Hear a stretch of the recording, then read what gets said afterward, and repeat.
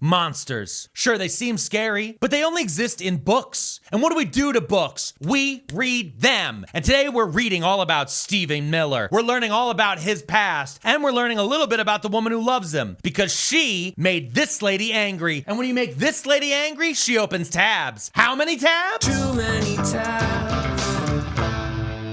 Remember to smile.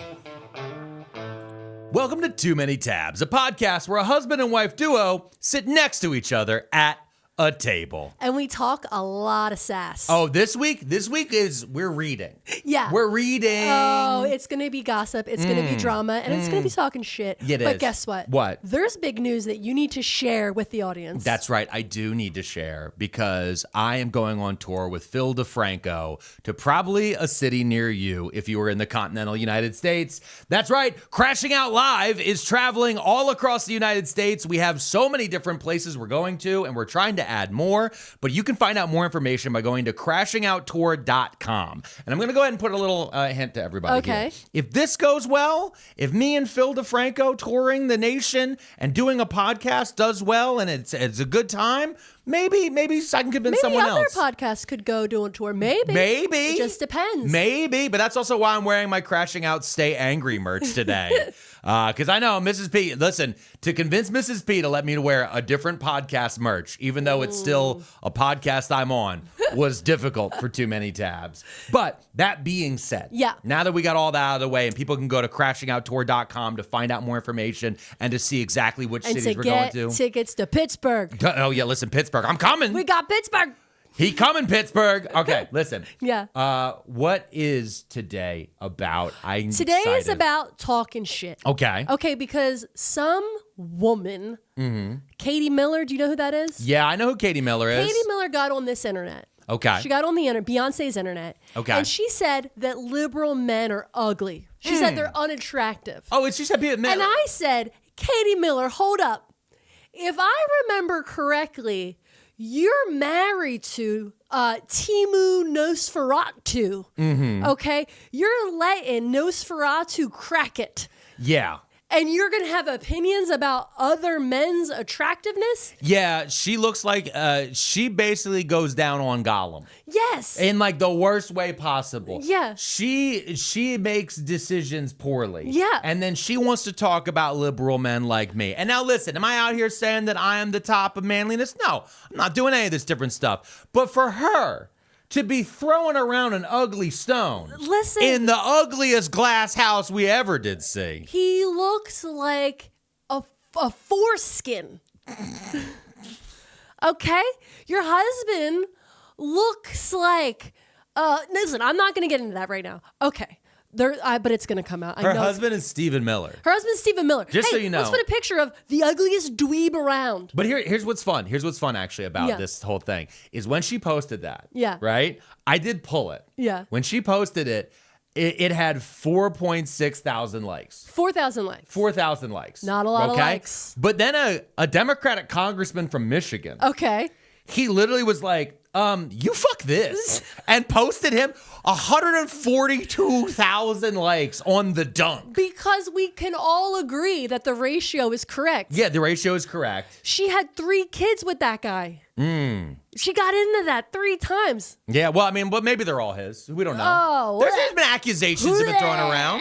Okay, because people also claim that she's not only into him, but she's also into Elon. Whoa. Yeah, there's been rumors about Katie Miller and Elon for a while because Yuck. Yeah, they're like, yeah, she has the worst taste in dicks. Yeah, well, she likes to get Doge, you know? Listen. I'm just saying. This episode is about making fun of her for saying that. Yeah. But what happened was I got on the internet and I was like, how dare you ever say anything about anybody else when you're sleeping with the ugliest man inside and out. The thing is, he's ugly on the inside too. Well, yeah. And so what I did was I just wanted to see who the fuck Stephan Miller is. Let's go over his past. Let's see where he started and how it's going and how they got introduced. Got it. That's what I want to do. Can I just tell you? I love the fact that because Katie Miller has a podcast too. She does? She does. It's you know what it's called? You like I did no research on this bitch? I know. And I know about her just tangentially from people like you and Suzanne Lambert talking shit on her all the time. Yeah. But yeah, she has a podcast called the Katie Miller Podcast. Terrible name. So this is podcast v podcast right now, okay? Okay. That's what we're doing, okay? Okay, good. Because she talked shit on your husband by saying that liberal men are ugly. Yeah. So now you're going to talk shit on her husband by saying just that talking just about her his childhood. husband. Yeah, that's your husband. Yeah, dude. that's your husband. You married this guy. Yeah, you married this crazy, weird Nazi. Okay. Stephen Miller. Stephen Miller. We can't hit the no Nazi guarantee button. You again. absolutely cannot hit We don't that have. button. We have been trying to figure out a way to hit that button. Is a difficult button to hit in 2026, Yeah. especially not for Stephen Miller. No, not for him. Who was born August 23rd, 1985. He's younger than us? He's younger than us. He's younger than us? He's younger than us. He got no hair. He's ugly. Hold on. What? He's younger than us? Okay, for the audio Babe, listeners, he's babe, just flouncing his beautiful, what? luxurious He's young? red curls around. Okay, he's just younger than- stunting hold on. everybody. He's younger than us? Wow. Wow. What was that like for you, Alec? That felt good. I couldn't do that. My hair, I got one hair on my head. That It's felt- placed very specifically. Listen, that felt good. You see this, Steve? It's called natural. All you have to do, Steve, is not be a fucking bigot. Yeah. And your skin looks good. Yep. Your hair grows back in. Yeah. Go ahead. Okay, so he was born into a rich, fancy neighborhood in Santa Monica, California. Wait, okay. That is insane already. Yeah. It's already insane to be in Santa Monica, which is already like pretty close to like a paradise. Yeah. Like the weather's always nice. There's just The weather's always nice. There's It's just literally attractive always people sunny. everywhere. The joke is it's always sunny in Philadelphia. It's because it's never fucking sunny It's there. so great here all the time. Yeah. Sometimes Also, when the sun is out, that's when the more chaos begins. yeah, actually, when the sun comes out, then you just hear dirt bike kids go by. Yeah. But Santa Monica is like Beautiful. There's an Everclear song about it that's good. Yeah. I just picture when I hear Santa Monica, I picture like people. Maybe I'm picturing Venice Beach, but I do picture like rollerbladers. Yeah. Like you know what I mean? Like I just pictured that if you grew up in a well-to-do family in a nice neighborhood in Santa Monica, you might be chill. you should be. You might have had so much privilege in life that you would just be chill. You should be. Yeah. Okay. Okay. It also said, now this is from Wikipedia. The Wikipedia said he is the second of 3 children, which is the nicest way to say you're the fucking middle child. You're the middle child. The second of 3 children, the middle child. Now, real fast, I do want to say, because we are going to be probably insulting one of history's greatest monsters here, Stephen Miller, a lot. If you feel like any of these jokes are targeted at you They're because not. you yourself are a middle child, no. They're we not. just know that it bothers Steve that he wasn't first. Yeah. Oh no. If I say anything mean about looks, Yeah. the way people, their bodies look, this is specifically about Katie and Stephen Miller. Yeah. Nobody else. Yeah. And they are helping commit crimes against humanity across this country that we can't even track yet. Yeah. We don't even have the complete understanding of the horrors he and his wife are committing in this country. And therefore, I'm going to say she got a fat, ugly face and her Botox is bad. And that's not about anybody else. She looks like John Fetterman in a cheap shake and go from Amazon. Okay? And that's not about you, listeners or viewers. That's about her ugly ass face. Okay? Don't take it personal. It's not about you. It's about them. Got it? All right, that's my warning for the whole episode. Okay. Stephen Miller was born of Ashkenazi Jewish descent. Okay. His family lineage escaped the Russian pogroms and the Holocaust, and they all immigrated to America. He is from a family of immigrants who fled dangerous areas to the safety of America. Yeah. Because he's from Eastern Europe, but it's probably very similar to my family. Yeah. Because my family is from, at the time when we left, it was Russia, but then later, after the Soviet Union fell, we were then informed it was actually, now it's Ukraine. Yeah, I And think he's from the Belarus area. Yeah, it's like Belarus, Ukraine. There was like a whole contingent of Yeah. Jews in that area. And they were heavily killed in the Holocaust. They dealt with pogroms heavily. That's the reason why my family left. They just kept burning our village down. Yeah. It's just, I think that's the story that I've been told. If you Yeah. want more information, watch Fiddler on the Roof. Yeah. You know, they were kidnapping people from their homes, Yeah. putting them in prisons. Yeah. killing them indiscriminately. Sending secret police into their neighborhoods and terrorizing them. Yeah. And so you'd think that you wouldn't be like, write that down. We're going to do that. Write that down. We're going to do that. When that happened to your own family. You'd think that. Miller's mother, Miriam, graduated Columbia University and became a social worker. What? Shut the fuck up. His mom was a social worker? A social worker. A social worker. Okay. She, when she was growing up, she described. Can I just real fast? Miriam, you're a failure of a mother. I'm going to put that on you. I'm putting that one on you. I'm sorry. You're a failure of a mom. Yeah, we're the whole family. We're taking. Listen. Okay. Okay, so she describes the family as New Deal Democrats, but also that they had pretty conservative views because they're rich. Yeah. They just have those rich people conservative views. They got the extra comma. Yeah. Once you get the second comma in your savings account. Yeah. Instantly, you're like, well, I'm more of a fiscal conservative. Yeah, liberal, but like suddenly you start looking around and be like, well, what are they putting in their shopping carts with my money? Yeah. You know, it's fucking lunatics. Okay, now here's what happens. Okay, so now we know where he was born, about his family, Santa Monica. his family's history. We know that he is younger than us. I wish he went out and past. looks aged beyond his years due to the force of hate that lives inside of him. Yeah. Like, does Sauron age people? Yeah, well, it's like the ring in general does, but also like evil and power corrupts people. Yeah. Incredibly, and it begins to visibly show on them. Yeah. I always thought that. I mean, I knew that he was on the younger side for like these people, but I didn't know that he was younger than me. Yeah. It's very upsetting. I thought he was like a hard 48. Yeah. Not a difficult 41. You know what I mean? Yeah. Like, that fucking is insane. It's nuts. Also, I just want to go back to the song Santa Monica by Everclear. Like, I wish he swam out past the breakers and then just left the world behind. That would have been great. Yeah, that would have been great. Okay, so I found an interview with someone who was a classmate of his in 3rd grade.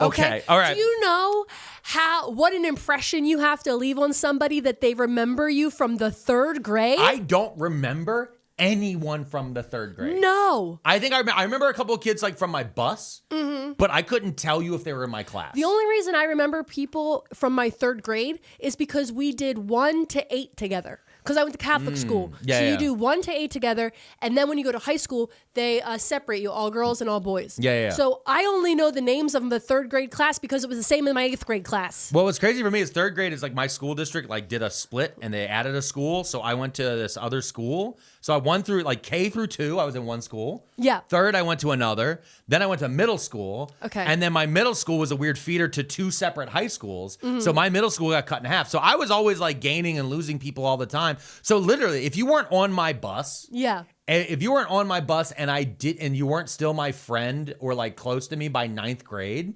you're gone, buddy. Yeah. You could walk up to me. Honestly, I'm going to throw this out there. While I'm on tour, you could walk up to me and be like, we were in 2nd grade together. I'd be like, sure. Sounds right. Probably. Maybe. Okay. So this guy. Name the elementary school. This guy was in 3rd grade with Stephan Miller, and he remembers it very clearly what it was like. Stephan Miller was such a crazy person that he has vivid memories of it. He describes that Stephan Miller's favorite hobby in 3rd grade is that he was obsessed with putting glue on his hands and rubbing his hands together to create that peeling sensation. Okay. And would just like peel his hands all day in class. Yeah, well, that's fun. Yeah, to be fair, okay, that's like the least evil thing. They also. Hold on real fast. Okay. I just want to sit on this a little bit, okay? Because you said it in like a way that was like that was cool. No, let me finish the thought. Okay, go ahead. Okay, because they also interviewed his 3rd grade teacher, who also remembered him. Do you know how many students a 3rd grade teacher has to deal with that they would remember you? And she said he kept to himself, but she remembered that he was particularly dirty, ate dried glue off himself, and was reminiscent of the Peanuts character Pigpen.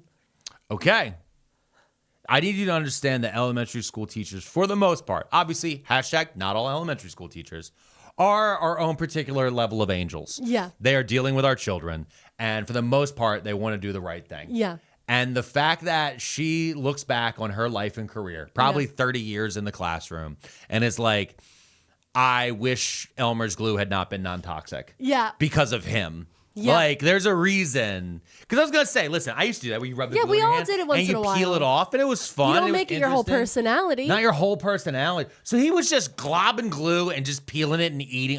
Yes. The classmate that I'm better than anybody with a different skin color than me is his feeling. the classmate that remembers this is the reason he remembers it is because they shared a desk. They had one of those desks that was connected. Oh, it was like a desk table thing. Yeah, desk table. So With a little cubby what he underneath. remembered is that Stephen Miller was really dirty and gross, but every day he would get like tape and put it down the middle of the desk and like be like, "You're not allowed to cross this boundary line." You're okay.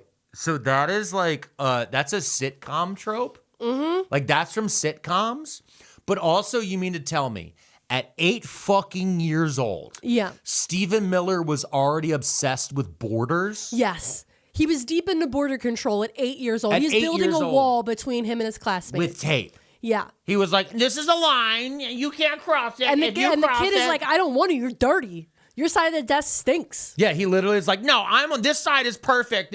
I have Stephen Miller desk exceptionalism.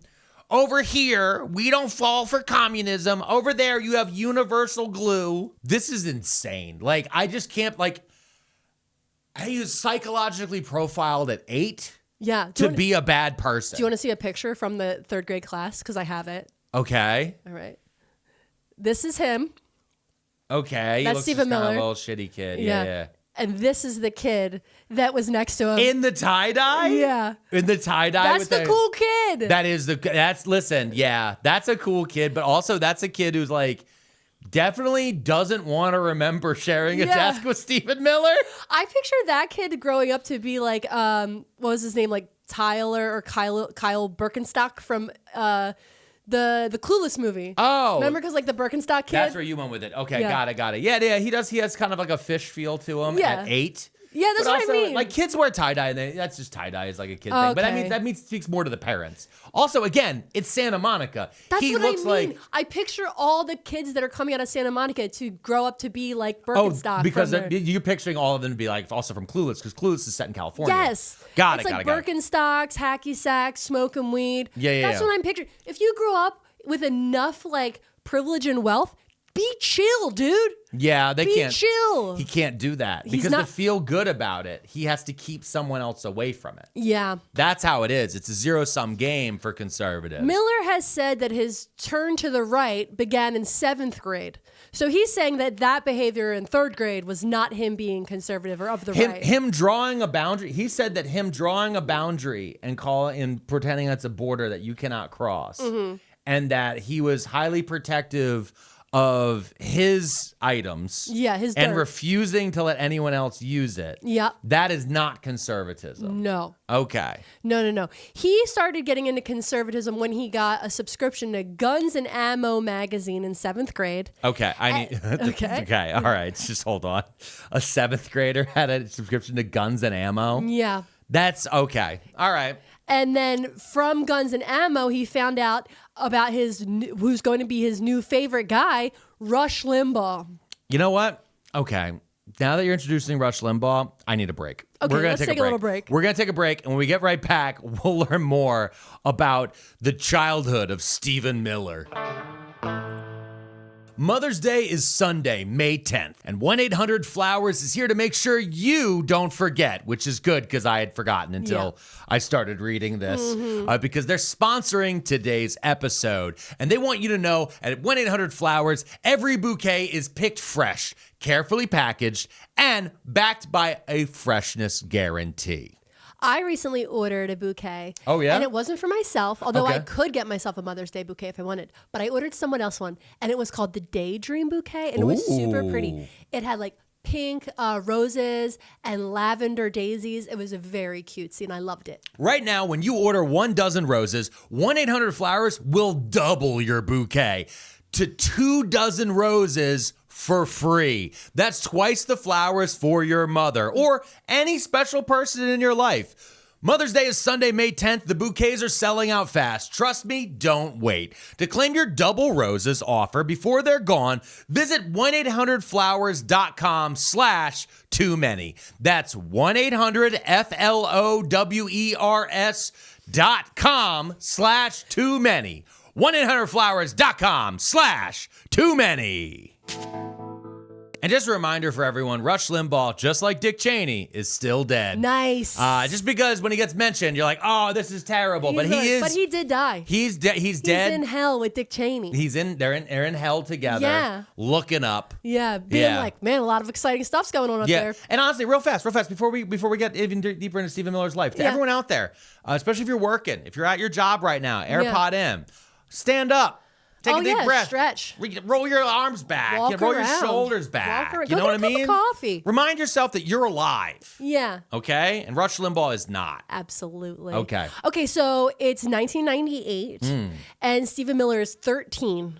Okay. A terrible year. A terrible year. Being 13 sucks. I just want to say, does I'm lucky I got through it. Same. You know what I mean? Like, it's a bad time. But it got really bad for Stephen Miller because guess what? What? There was a lot of legal issues going on with his dad's company. And because of some random lawsuits or whatever, his parents are forced to downsize their life. Okay. And they had to sell their home and move to a smaller home in a less affluent area. Okay. Oh, no. So they went from what? They went from like upper class to like upper middle class? Literally, they had plenty of money. According to a biography that was written about Stephen Miller, his family went from having daily maid and nanny money to once a week maid and nanny money. Wait, okay. So they went from having a maid every single day. Yeah. To having a cleaning lady? A weekly cleaning lady, yeah. And he complained about that? A lot. A lot? Made it his whole personality. Really? Changed him fundamentally as a human. Fundamentally was somebody suing his dad for something. Yeah. And then him not having a daily person to scream at to clean up after him? Yeah. Also, he really hated the housekeeper nanny. I couldn't find the person's name, but apparently one of the housekeepers used to drive him to school. This is after the downsize. Okay. And when the housekeeper was driving him to school every day, she would take her car, and he was so embarrassed about being driven to school in what he described as a shitty car that he felt that was the greatest embarrassment. Take the bus. Take the bus, bitch. Also, your parents aren't paying her enough to have a decent car. That's on them. But also, that's fucking insane. Number one, your parents don't care enough about you to fucking drive you yourself. Middle child. Because nobody fucking cares. Number two, you're a fucking demon. Number three, you're pissed off. Why? Because she's driving a champagne-colored Toyota Tercel. Times are hard. It's the 90s. She works for the Millers. Yeah, she works for your parents, the cheap bastards. Ugh. The fuck are you talking about? I'm so fucking, oh, God. He's the worst. Imagine being that cleaning lady. Yeah. And being like, and this is, by the way, this is your villain origin story? Yeah. She couldn't afford a nice car to drive your lazy ass? Walk, bitch. Yeah, take the school bus, take the regular bus. Also, if it's that big a deal, why are your parents not letting her drive their car? Yo, why don't you make friends? Oh, did you ever think about that? You could have made friends. Carpool, motherfucker. Save the environment. Carpool. No, you couldn't have done any of those things, Stephen Miller. Get a skateboard. I feel like Santa Monica is a place where you have a skateboard. And Katie Miller, you suck his dick? Oh. Jesus. Oh, rough. That's insane. Oh, God. Ugh. Okay. What do the kids say? Gluck, gluck? Ugh. Okay, so Stephen Miller, see, I got him. Also, Stephen Miller was still recently on his parents' phone plan, according to himself. Because when the government tried to subpoena his phone records after January 6th, he had his attorneys file a motion to stop the discovery because he was on his parents' phone plan. Okay, so I can't front too hard on that one. Yeah. Because I was on my parents' phone plan for a very long time. Yeah. In fact, you were on my parents' phone plan for a little bit there too. Yeah. Until we were on there because my dad had in for a very, very, very long time. He was grandfathered into an unlimited on Verizon. Yep. And I was on the Friends and Family, and everything was great. And then I brought you onto it. Yeah. And we're like, this is great, whatever. It doesn't matter. And I was like, I'll just pay you whatever a month to cover like our portion of it. And then my dad just started complaining about us using up like data or something, and we were getting throttled. And eventually, like I was like, fine, I don't want to hear it anymore. And so I pulled to a different plan. Yeah. In like my mid 30s. Yeah. It was like around probably pretty close to when he did. Yeah. And the thing that annoyed me at the time that was so annoying is I was like, this didn't make anything better for anyone. Yeah. We just now are double paying Verizon. Yeah. Until we started this show and got a Mint Mobile sponsorship, and now we use Mint Mobile. Should we cut to an ad? No, we just did a sponsorship recently. We're not going to cut to an ad, but we just did the other one. So we're going to listen. There'll be just a heads up to everybody. There's a Mint Mobile sponsorship coming. It's somewhere this in here. episode is sponsored by them. This is not that ad yet. Yeah, no. But I can't talk shit on him still using his parents' plan that late into life. Though it does speak to the fact that they co-sign every single thing that he fucking does. Absolutely. Because he was still working in the Trump White House. Yeah. If he's on his parents' fucking parent plan. Yeah. But on January 6th, 2021. Yeah. That means he was on his parents' plan the entire time Calling during the first them. one. You'll never guess what we're planning. Yeah. Yeah. Texting his parents. Yeah, all Letting this- them know what's going on. Fucking scumbag. That's insane. All right, go ahead. Stephen Miller went to Hebrew school at Beth Shur Shalom. And the only reason I'm bringing this up is because his classmates were interviewed at a certain point, and that they said that many people interviewed that were his classmates there said that he was an annoying contrarian. Yeah, that sounds about right. Everyone remembers him as shitty. Yes. I love this. I love how many people they're able to find, and every single one I'm like, oh, that guy? Sucks. Sucked. What an asshole. And you know, it's one thing, he's all ugly, and Yeah. I wouldn't have sex with that guy. Yeah, Katie Miller. Yeah. Okay, so right before high school, Stephen Miller breaks up with probably his only friend, because we're not finding any other friends in all these interviews. Oh, he had a friend this whole time. He had a friend. He had a friend. Who was of Mexican descent. That's shocking. And before high school, Stephen Miller met up with him in person and said that they couldn't be friends anymore. And Miller explained to him the decision of not being his friend before anymore by attacking his height, his bad skin, his lack of confidence, and his Mexican-American heritage. The friend described it as, quote, what he targeted was, looking back, an impressive feat of understanding about what I didn't like about myself. He went on to describe it as, quote, it was the opposite of empathy. I mean, he's done a lot of evil things. Stephen Miller's done a lot of evil things. Yeah. This is going to rank up there. Yeah. Like, there's how many stories are there of people? Typically, you hear about it of women and girls when they were coming up. And it's around this time, that middle school to high school, junior high to high school phase, around 14, 15, where because of puberty, some people have taken off, some people haven't. Some people get acne real bad. They have looks. All those different things. But the fact that he also targeted race on top of all of that is so crazy. And to be standing there and being like, attacking someone for being Mexican American in Santa Monica. Yeah. Like, that's insane. You're in Saint Monica. Yeah. No, sorry, Santa Monica, because it's fucking California. Yeah. It was Mexico. Yep. Like, this is fucking insane. Yeah. He's a lunatic. He's a lunatic And also and a the bad fact that it was person. like his only friend. Yeah. And he was like, you're not good enough for me. Yeah, we can't go into high school as friends anymore. No, because this is such mean girl behavior. No, because he wanted white friends. Yeah. Because he wanted white friends because he's a fucking Nazi. Yeah. Yeah, okay. Okay. In 1999, he begins attending Santa Monica High School. Okay. That's a public school? It's a public school. Okay.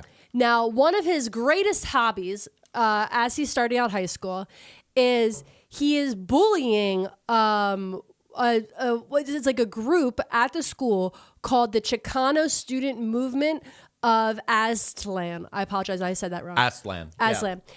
Basically, it's a chapter at the school for Mexican and immigrant students that helps them find community, helps them navigate college prep, all this stuff, right? It's very similar to like the black student unions at a lot of schools and things like that. It would be similar to like an LGBT group or any other ones where it's a group of people to come together to share resources, to build community, to have all this different stuff. Yeah. And Steve hates it. Yeah, I'm shocked by that. Shocked that he hates the Mexican American group. He would go to where they were meeting and stand outside the door and scream in the door, "Speak English." Okay. I want to say something. I'm not shocked by this. I want to say something. The other high school students, and listen, this is opinion alleged only. This is a comedy history podcast. He didn't get punched enough. Okay? Sometimes you just got to get punched in high school. I got punched in high school. I punched other people in high school. Yeah. Sometimes you just got to get punched in high school. And maybe that was a problem looking back. Yeah. Somebody needed to walk out of that class and just knock some sense into him. That's just an opinion. That's an opinion. That's an opinion. It's an opinion. Because now he's a deputy advisor for the White House, who is the one who's controlling our immigration policy and is currently sending children into a Daly Detention Center, a place where Miss Rachel Daly is calling for it to be closed because the children are being kept from medical care and being fed food with worms in it. Yeah. And the young girls keep going missing. Yeah. Mm-hmm. That's what Steve's in charge of now. He went from screaming "Speak English" outside of a Latino Chicano student union group to stealing their children. Yeah. Legally through the federal government. Mm-hmm. And that's why we're not going to not talk shit on him and his ugly wife. Yeah. So his nose that looks like a dick. He's got a dick nose. Like the camel cigarette camel. Yes. Yeah. He got a dick nose. Like Joe Camel. So one of the classmates that went to his school, her name is Cynthia Santiago. She was the first Latina president of the school's associated student body. And she is now currently an immigration defense lawyer who has been helping people impacted by Trump's travel bans. Oh my God. That poor woman. So her fucking high school bully is currently terrorizing her entire community and everyone who looks like her. Yeah. That's fucking insane. Yeah. Because the thing is like, listen, you'll be like, oh, you didn't say that he had ever interacted with her. If you were Mexican or brown at Santa Monica High School, I'm assuming that Steve Miller screamed at you at this point. He said something. Had to have. Or you would have heard it. Or added to the climate to make things worse for you. He's definitely done that for America, so I can extrapolate that he did that to a high school because that was just his experiment at a smaller level. This is fucking insane. Yeah. You know what it is also? Is that he... as I was like going through this, he's a nerd. He's a dork. He's a dweeb. Yeah. He is a doofus in every way, right? He loves Star Trek. And actually, he's been attacking modern Star Trek. Okay, does he just not understand what Star Trek's about? No, he doesn't. He thinks it's because, like, he's one of these guys, like, who watched Revenge of the Nerds and didn't understand that when you watch a movie like Revenge of the Nerds or all these different things, especially about stuff that's set in the 80s and 90s, about nerds being bullied by jocks, he didn't understand that because we should have acceptance and love for everyone. Yeah. Nerds should love jocks and jocks should love nerds because we're all people. And then we should kiss. Then we should kiss, but we're all part of the universe looking back into itself, learning more about each other. And, you know, we're all God's children, all this stuff, whatever. Whatever you want to go with all that stuff, right? But he didn't see that. Instead, what he saw is, no, if we are in control, if nerds are the top of the conservative hierarchy, then the world will be better because nerds can then control the women. Ah, yes. See, the thing is that as I was doing all this research about his youth, is I realized that he was very specifically, like I said, a dweeb, but he was a bully. Yes. And that's like the craziest part is because usually, especially in the way that like it gets described of like, oh, I was an outcast, I was a nerd, blah, blah. And then he's like, he's the victim in the story, but he's not. He is a bully. He is Randall from Recess. Yeah. Do you know what I'm talking about? Mm-hmm. Okay. I'm gonna make sure Mr. Third puts a picture up because every time I think about him in high school and grade school is just Randall. Yeah. And not Randall from Monsters Incorporated. No. Which does kind of similar as well. Maybe it's the name Randall. Maybe. We just associate the name Randall with bully dork guy. Well, Randall bad. Randy good. Randy good? Randy is good. Randall is bad. Randy Newman? Randy Newman? Yeah, it's pretty good. Okay. Yeah, because we watched a lot of Toy Story. But the thing is, you need to keep in mind with guys like this, right? Yeah. Having been a high school nerd Yeah. and all those different stuff, there are lanes you find Yeah. and where you go through. Like, this is like some people, like, you learn how to build up your self-defense, all those different things. Like, for me, I took karate. Yep. And through karate, I learned, like, not only self-defense, but I learned self-esteem. And I learned, like, how to find actionable goals and how to meet those goals and, like, understand how my body works, how my brain works. Learn de-escalation. Like, there's all these different things that I learned that were more important than learning how to do a roundhouse kick. Yeah. That I learned those things through karate and stuff like that. It sounds to me like what Steve learned was, if I attack people, if I can create enough others, then I can try to band people to me because we all hate the others. That's what it sounds like his go-to is. Self-esteem comes from doing esteemable acts. Wow. You hear that, Throw Katie that Miller? out there. Just throw that out there. You dude. hear that, Katie Miller? You get self-esteem by doing esteemable acts. Yeah. I'm just saying. Anyway, he wore a suit to school like every day. He was a suit kid? He was a suit kid. Oh, no. Yeah. Oh, so no. he's behaving like this in a suit in high school. Oh, no, and he's not into ska. No, he's Being not a into ska, okay, because Okay. listen, we got it, not all suit kids, all right? Because there's two types. Yeah. There are two types. There are suit kid, which is the Stephen Miller type, Yeah. which is, I'm wearing a suit, but you should respect me because of who my father is. Yeah, I'm ugh. wearing a suit because of, that way I'm dressing for the job I want.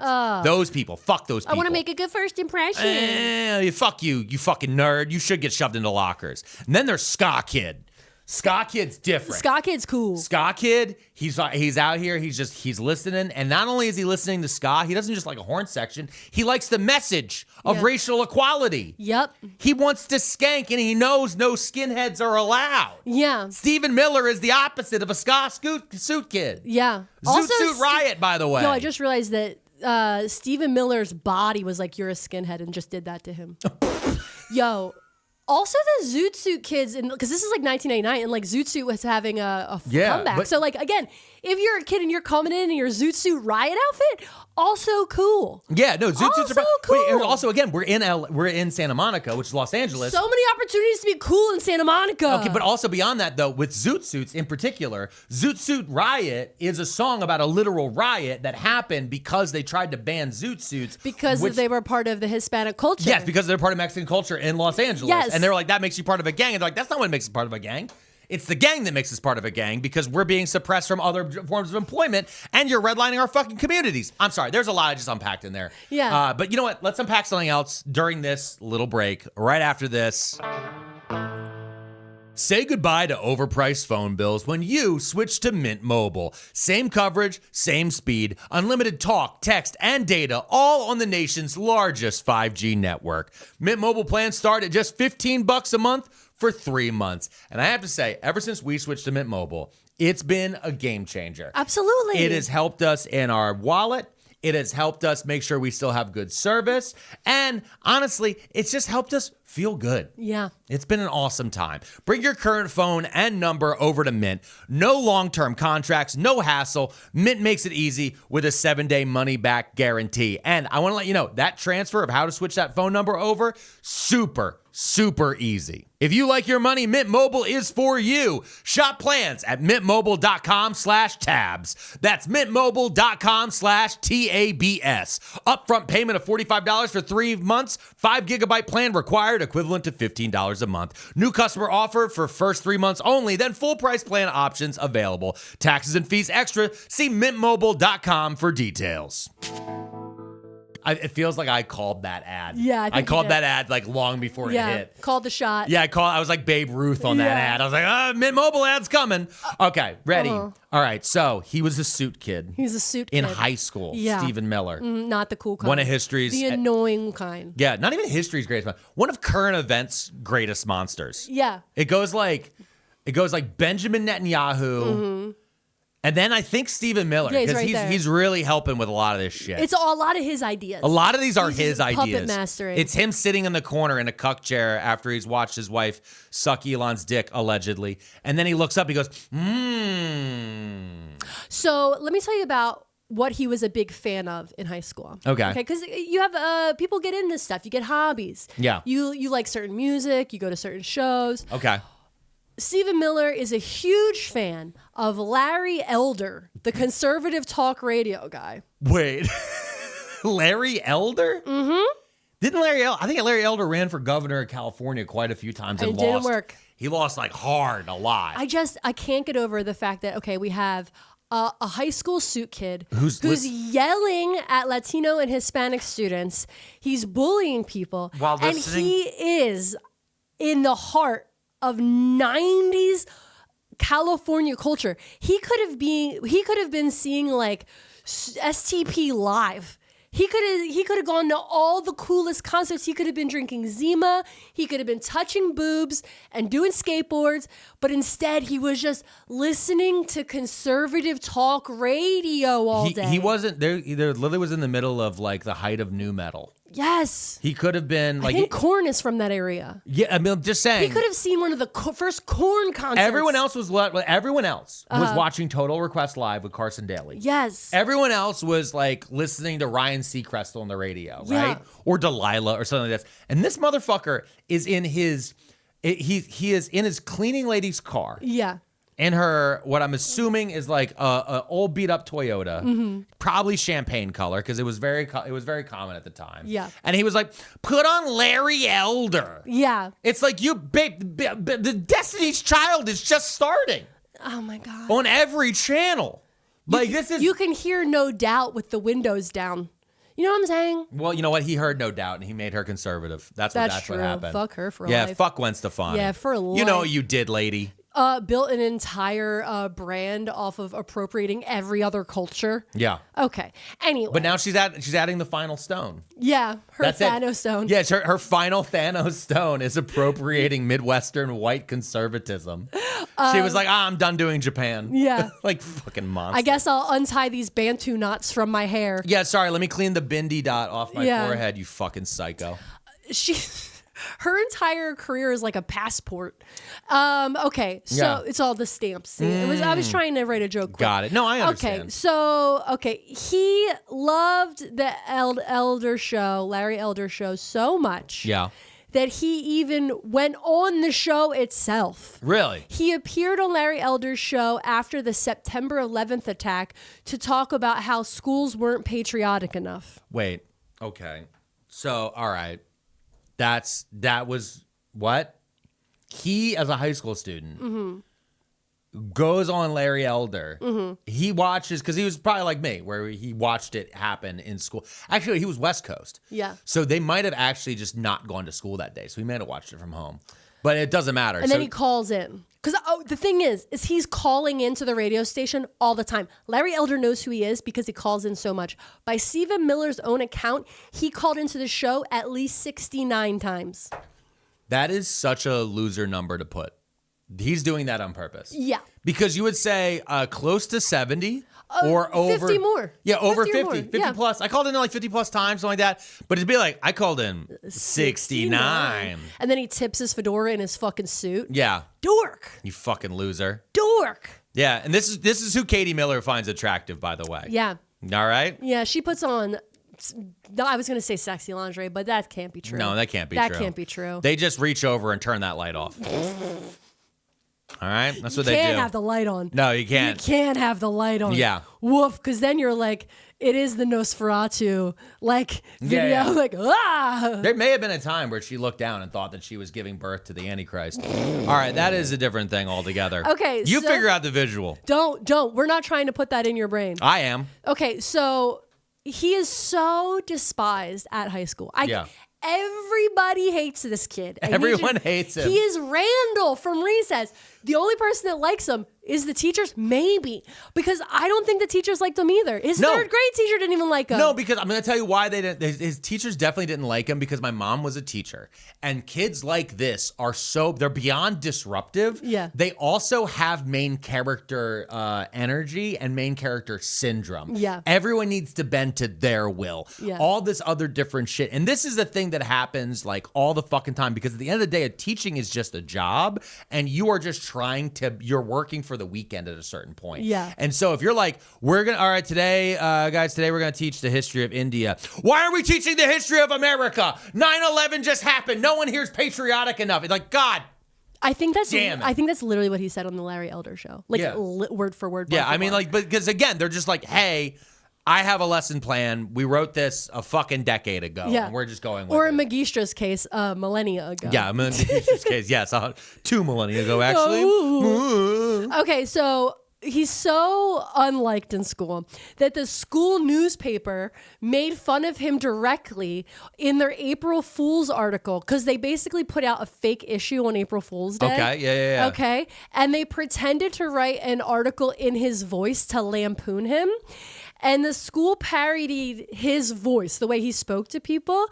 And the article was celebrating a decision to cancel an event where people sold foreign food. Okay? Santa Monica is much better off without that gross display of multiculturalism encroaching on our pure American values, it read. The iron fist of ethnic culinary domination has held this school in its vice-like grip for far too long. Yo, the newspaper's coming for you, dude. They put out the April Fool's article at you. But again, he's in Santa Monica, right? We're around Los Angeles, all this different stuff. So which means like he might be going to school with the sons and daughters of Simpsons writers. Do you know what I mean? Like there's comedy writers their kids are at that school and they're like, yo, fuck this kid, dude. I asked my dad for advice. He said, just act exactly like him. Endlessly. Right to his fucking looks like a scrotum. He probably still had some hair then, but you look like a scrotum now, bitch. Okay, yeah. I love this because also they're pointing out, what is he scared of? Enchiladas. Enchiladas? This is a guy who probably calls lasagna ethnic, right? Bro, you're an enemy of Garfield? It's so crazy. You're an enemy of Garfield? Imagine being so racist that people are like, you can't handle garlic. You think garlic is spicy, you piece of shit. They probably, listen, I know we mentioned that he's Jewish early on. He probably still eats matzah because that is about his spice level. Yeah. He likes it He that likes plain. it unleavened. He likes it unleavened. I can't put leavening in. Yeah, Yikes. just like Katie Miller. No, okay. I did unleavened, all right? I meant because she's flat-chested. I didn't say yeasty. Whoa! Hey! Listen, she's been doing the Mar-a-Lagos. I have before and afters of what her old face looks like. Oh, really? And her old face is what I'm talking about. What I'm talking about a gummy smile with no top lip and some fat under eye bags. But she went down there and got that Mar-a-Lago treatment. But bitch, I remember. The North remembers because we got pictures. I'll pop them up. I'll have Mr. Third pop them up before and afters. Anyway. Okay. Okay, in 2002. Remind me never to make you mad. Ever. Okay. Okay, not ever. You got so mad you did research. That is the mission statement of this podcast. I know. I get mad, I do research, and then I yell that research at you for the goofs. Yeah, and the gaffes. And the gaffes. Okay. In 2002, he runs for student announcer, and he gives a for student announcer. I don't know how high school works in public schools. All right. You had to explain field day to me once. I know. And I'm still pissed. I know. Mrs. B went to a Catholic school, and we drove past. We were in New Jersey one time, and we drove past a bunch of kids outside playing on stuff and like doing games. And she's like, "What is that? That doesn't make sense." I said, "Oh, it must be field day because it was like May." Yeah. And then I proceeded to explain that field day was a day where it was a nice day, so they would take all the kids into school and let them go outside, and they would set up like special games and let people do events and have like lemonade. And then she flew into a rage because they used to play wall ball in a cemetery. Yeah. That was all they had at her Catholic that was school. in grade school. We played wall ball in the cemetery. In high school, there were iron bars and barbed wire around my high school because I went to an inner city high school. So there was no field. Yeah, there was no field. But in the suburbs, it's before a lot of sprawl really happened. Yeah. In some of these areas around here, the high school typically are on a very large fields. Yeah. And so they have football and baseball. My and high fields. school had a small field across the street from it, a very busy street, I might add. And the only thing really marking it from anything else in the area was a mural of a young woman who died of one of the first opiate overdoses in our high school. And you know what's crazy is you had that experience in Northeast Philadelphia at literally the same exact time that Stephan Miller was growing up in Santa Monica. Yeah. And you didn't turn out to become a racist shithead who has tried to kill millions of people over the years by getting closer to Donald Trump. No. So he runs for this student announcer thing, I right? just want to say that's a nature versus nurture thing, right? Yeah, so what were his parents? I think his nature when did his is parents evil. push back and like look at him and be like, "You're a little asshole. Yeah. You need to go to therapy. You need to get a real hobby. You suck." And his parents did not do that. No. Because they were paying for the phone plan at January 6th. Well, it's because they did not see it. Okay. Oh, right. Okay. Alt-right. He ran for student announcer.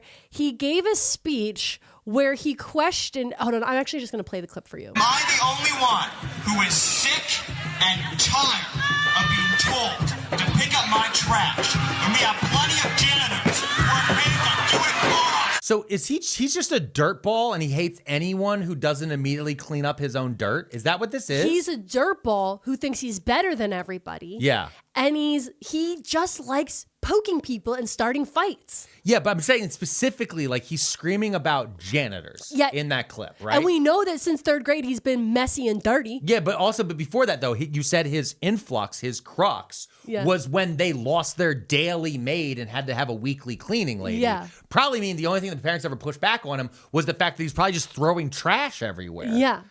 Because I think he's just a dirtball. I think he's just a dirtball. I think he's just like literally a dirtball, but he knows it's wrong, but he needs there to be an underclass of people that he can blame for his filth. Yes. That's where, I mean, I'm not a psychologist, but that's what it's looking like. That's what it reads like. Yeah. And I want to put that book. He got. Hold on. What it reads like, and I would like to burn that book. Does that make sense? Okay. He lost that election. Of course he did. You have to be likable to win an election. He got booed. There was no electoral college for school announcer. Yeah. A job, by the way, at my school, which is like no one wanted. Yeah. I think there was like 2 people who like they just traded days. Yeah. He probably wanted it because then people would have to listen to him. Oh, and because then I'm he was sure gonna that put in- everybody fucking ignores him. They see him coming through. Speak English. And like, shut the fuck up. Oh yeah, you know what? You're completely right. And he probably wanted to be the voice of English. He was gonna be Doge. Oh. He would have probably not announced things he didn't like. Yeah. Or refused it. And then be like, it's an elected position. You can't take it away from me. Yeah. I refuse to announce that it's Taco Tuesday. It should be Hot Dog Tuesday every day of the week because hot dogs are the American They're not. They're meal. German. They're German. Yeah, but he likes Germans. Okay. Miller was involved in the school's band, tennis, religious studies, and political and youth groups. What do you think he played in band? I don't know. I tried to find out, but nobody could say, and it kept bringing up the Steve Miller band.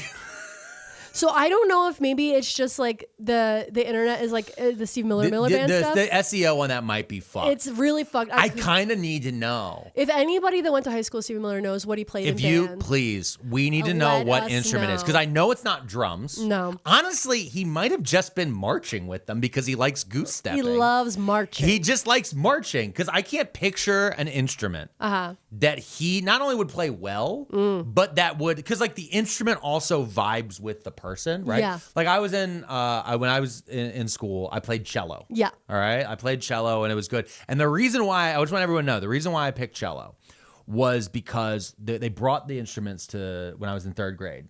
They showed us string instruments in 3rd grade, and then in 4th grade you were allowed to pick band instruments. Got it. They brought it in 3rd, and I really wanted to play saxophone. Oh, that was my whole thing. Bill Clinton, baby. I wanted to play, actually, literally, yes. Because the Arsenio Hall made it look really cool. Yeah. But I really wanted to play saxophone, and I was like, oh, I'll learn how to read the music first. Smart. By doing a string instrument. Yeah. Now, I picked cello. And the reason why is because much like marching band, in the strings, they had a thing called strolling strings. Got it. And so they would make the violinist walk around while playing. And I was like, I don't want to fucking walk while I play an instrument. And so I picked cello because you had to sit in a chair. You just wanted to sit down. I just wanted to sit just down. so you. It's literally... You wanted to do stand-up comedy, but sit-down music. I want to do stand-up comedy, but now I do a podcast where I sit down, and I'm literally doing a tour where instead of doing stand-up comedy, I am sitting down with a microphone and my good friend Phil DeFranco, and you can find out more information at crashingouttour.com. Nice plug. Thank you. But real fast, I'm going to go with him. I'm going to say he probably, honestly, he's a bitch. So it was probably like flute. And that's not to say flute players are bitches. No, it's not. It's just that Stephen Miller's a bitch and Katie Miller has sex with him. Yeah. And that's gross. Yeah, she has sex with a flute player. That's what I think it would be. Because when I go through all the other different things. No, he plays a fife. Is that the one that with the little horns? Like a... No, because that's just too weird. Yeah. I don't want to give him that. That's and also too because we have interesting. fife and drum corps around here because of Valley Forge and stuff like that. And I don't want to impugn those guys by saying they have anything in common with fucking Stephen Miller. Maybe clarinet. He might be a clarinet bitch. No way, dude. You don't think he'd be a clarinet bitch? No way, dude. I don't know. I refuse to let him near a His saxophone. favorite musician was Elvis Presley, and his favorite film was Martin Scorsese's Casino. It was often reported that he tried to copy the look of Robert De Niro's character and would dress like a mobster to school sometimes. And often, he says this, he went to trips to Las Vegas where he reportedly would dress up like Robert De Niro and says he was a skilled craps player. Okay. First thing, you are not Robert De Niro from Casino. No. You are Joe Pesci from Goodfellas. That is how this ends, okay? Just gonna put that out there. I'm watching Trump throw people left and right under the bus. The only thing that might protect you is that you are not a woman. That might be the only reason why you last If the you longest. were, you'd be an ugly ass woman. Yeah, like your wife. But the other thing that I want to say here is I'm obsessed with the fact that he's obsessed with Robert De Niro, knowing that Robert De Niro personally hates him. Yes, Robert De Niro, quote, called him, how do you say that guy's name? Not Goebbels. Oh, Goebbels. He called him Goebbels. That's Yeah. quote. Yeah. He's Goebbels. And then he said, quote, he's a Nazi. Yes, he is. And he's Jewish. He should be ashamed of himself. Yeah. End quote. From Robert De Niro, who fucking hates you, dude. Yeah, Stephen Miller. You dressed up like a man for 4 years of high school, and he fucking hates you, dude. But also, just real fast, I'm sure Mr. Third may have already thrown it up, but let's throw it up again. An image of Stephen Miller next to Joseph Goebbels, because many people have pointed out that they both have a lot of the same mannerisms. If you watch Stephen Miller go on Fox News, and when he's sitting there in front of the White House and saying his weird bombastic shit, the way that some of the language he uses has been, people have pointed out, it feels very cribbed almost directly from Hitler's chief propagandist. That's who Joseph Goebbels was, and all these other different things. Other thing too, let's just go back to him loving Elvis. Fuck you. Yeah, dude. Fuck you. All right? Because Elvis was pro-integration.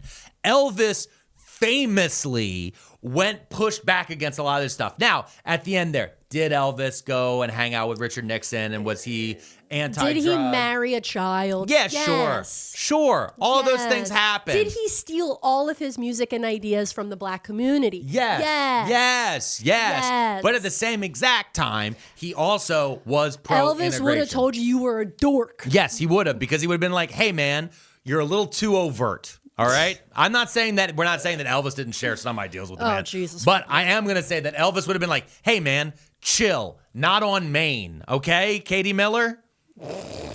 We're just saying, like, some people, Jesus. Conservative writer David Horowitz. Do you know who this guy is? I've heard of this name. Because there's certain writers like that where they just kind of they're in the background. Yeah. And I think they matter to the movement, but they don't matter to me. I have no idea who this guy is, but I Okay. did look him up. Okay. Conservative writer David Horowitz is listening to the Larry Elder Show. As one does, just in their car, listening to the Larry Elder Show, the way that people are listening to Too Many Tabs. Yeah, well, and the thing to remember is a lot of these conservative radio shows like Rush Limbaugh, Larry Elder, and others, they're nationally syndicated. Yeah. So even though he's calling into what's more or less a local radio show in California, that show is being played nationwide. Yes. Okay. Okay. And so David Horowitz hears Stephen Miller on the radio show. Okay. And he feels that Stephen Miller is going to be a great, let's say, disciple of the cause. Okay, so he is Stephen Miller's Obi-Wan? Yes. He decides he wants to find Miller and take him under his wing. Oh, no. Now, I did do a little bit of research on this David Horowitz guy because I was like, who is this guy? Okay. David Horowitz founded Heterodoxy, a monthly magazine focused on exposing what he described as excessive political correctness on United States university campuses. Okay. It was meant to have this is a quote. It was meant to have the same feel as the Samizdat publication inside the gulag of the PC University. Okay. Can you please? Yes. So the heterodoxy is the idea that there should be multiple ideas. Okay. Okay. And one of the things that conservatives pushed for a very, very, very long, they still push for a very, very long time, is that all higher education centers, especially universities and colleges, push only one form of thought. And they say that's liberalism and or Marxism. Sometimes they use the term cultural Marxism, which is a Nazi dog whistle, which really just means Jew stuff. Yeah. But that's been a big thing. So that's the Ben Shapiro's of the world, Charlie Kirk. Yeah. All these different guys. The reason why they kept going to colleges is they kept saying that they were fighting back against the communist socialist indoctrination of our kids. And so the idea of heterodoxy is the idea of we need to insert another thought process into these colleges and we need to fight back against them. Yeah. And again, it's because, just so you guys know, it's because reality has a liberal bias. That's a pretty famous thing where it's like, yeah, you can say all these things over here and that's what you believe. But at the end of the day, when we use the scientific method and testing and all these other different things, we find that actually it's over here. Yeah. That's just how that works. And when people go away to college from a small conservative community and they find out things about the scientific method, logic, and other things, they come back with slightly different ideas than the people who never left that fucking community. And that is literally Plato's allegory of the cave. And this is what these conservatives were trying to fight against and all those different things. That thing, that type of magazines you said. Yeah, it's Samizdat. Samizdat.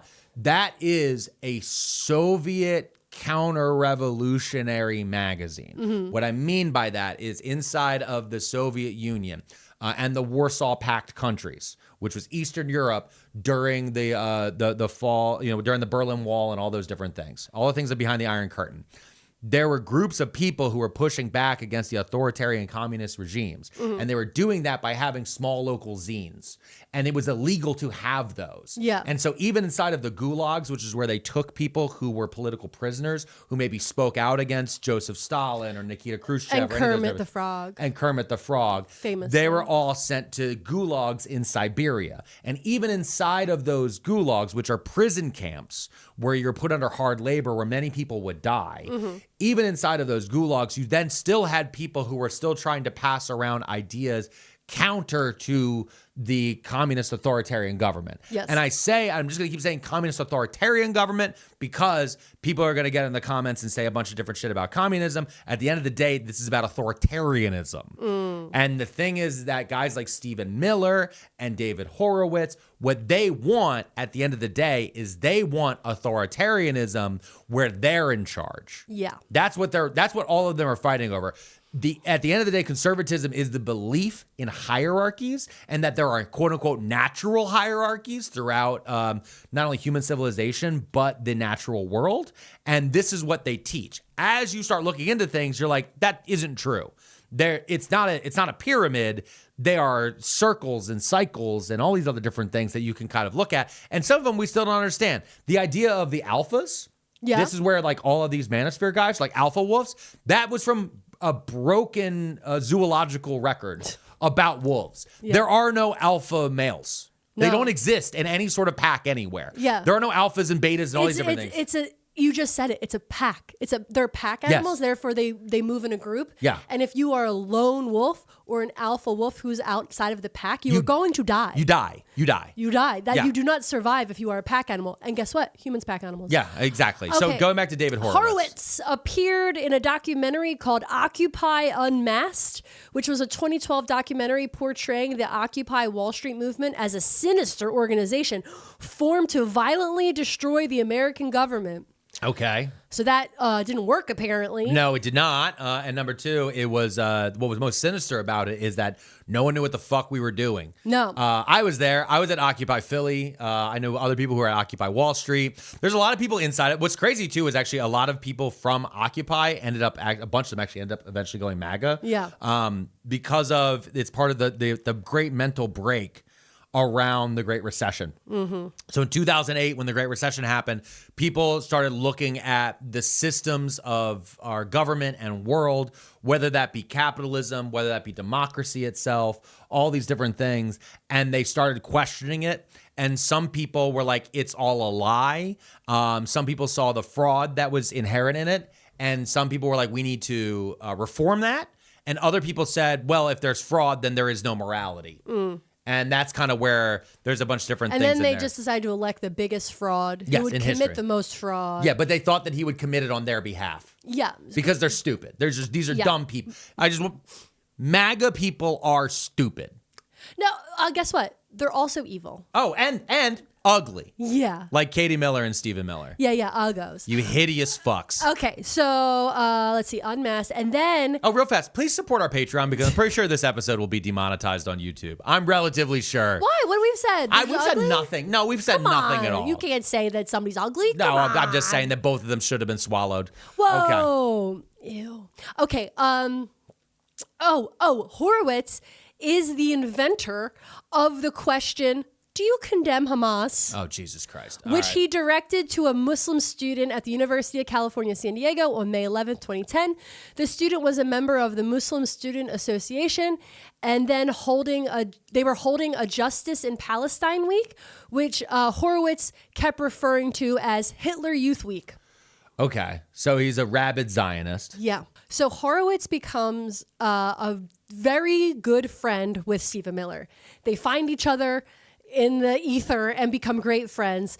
Stephen Miller invites Horowitz to come speak at his high school, which he does.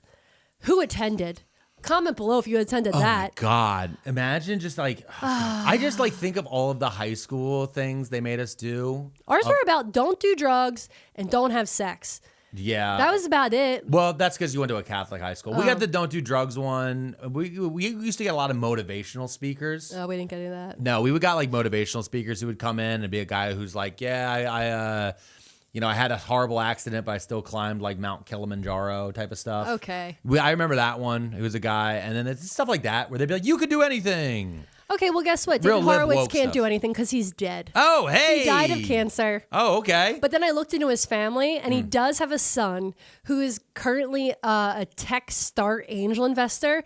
He invests in tech startups. That's what he does with his time and money, Okay. including Twitter. So the cancer is still alive, but David Horowitz is dead. Got it. So David Horowitz's son is now one of the owners of Twitter alongside of Elon Musk, who may or may not have power face fucked Katie Miller. Yeah. Allegedly, according to people on the internet. That's just an opinion and a joke. That's just it. Listen, this is a comedy history podcast, and we're talking about recent history. Stephen Miller once jumped into a girls' track meet to prove that men are athletically superior to women. Say it again? Okay. Stephen Miller was playing tennis at school, right? And he gets done his tennis match. And I guess across the fields, there's the girls' track meet, and the ladies are running a 400 meter. He jumps on the track at 50 meters and claims he won the race to prove that men are athletically superior to women. So he jumps into a race after it starts. Yeah. Disrupts it because he's not supposed to be on the track. Yeah. Then claims he won. Yeah. But this is also the same guy who has been screaming for years about keeping trans women out of women's sports. Yeah. Same guy. Same guy. Same guy. Same guy also entered himself into women's sports to claim and show that he was stronger than women. Uh-huh. Okay. Just wanted to... But let me also tell you something that no one from the athletics admin could corroborate that this happened. So like people went and after he said that this happened, journalists went and tried to find all of the coaches and stuff. They're like, we don't remember that happened. We would have remembered if during the races. His third grade teacher remembers him. Everybody remembers him. Everyone will remember if Stephen Miller ran onto a track here's meet. the thing. Stephen Miller's the one that said this. He went back to class and he said, I did this and I beat the girls, blah, blah, blah, blah. Because he's a fucking liar. And so he claims he won. But there's no women from this track meet coming out to say this happened.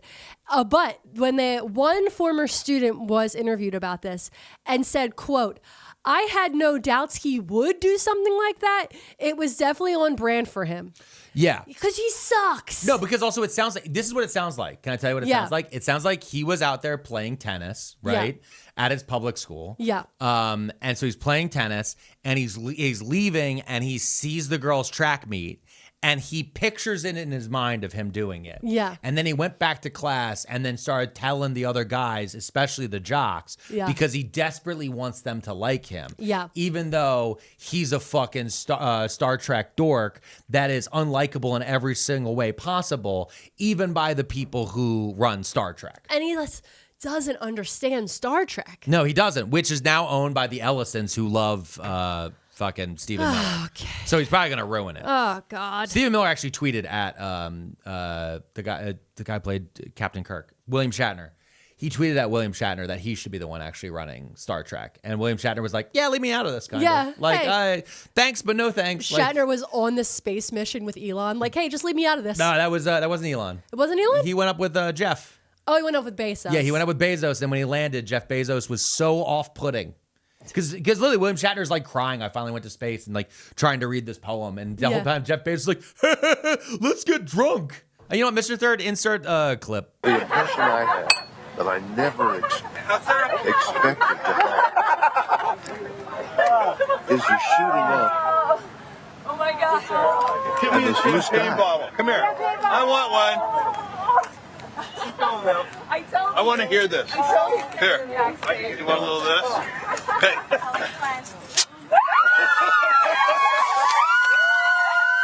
Yuck. Yep. So Stephen Miller starts writing let's say blogs. He starts writing blog articles on Horowitz's website, which was called Front Page Magazine. And on this blog, he wanted his school's culture to embrace, quote, inclusive patriotism in contrast to multiculturalism. And one of his demands on his blog was that they would institute the Pledge of Allegiance 5 days a week. Okay. And he pushed this issue so hard that I guess the school did institute the pledge. And Miller reported it as a huge victory.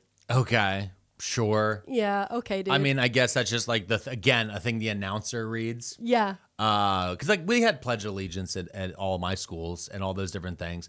And it turned into one of those things where it's like some kids would be like, I'm not doing it. And the teacher's like, okay. Yeah, who cares? Yeah, it was just one of the things like, all right, you're in your rebellion phase. Like that was kind of like welcome what it to was. high school students. Yeah, it's just high school. You told a 15-year-old what to do? Oh, great. Okay. I'm sure they're going to listen. That works out well. So, this high school, Santa Monica High School, is going to finally be free of him. Yeah. He is going to go forth and ruin the days of college students at Duke.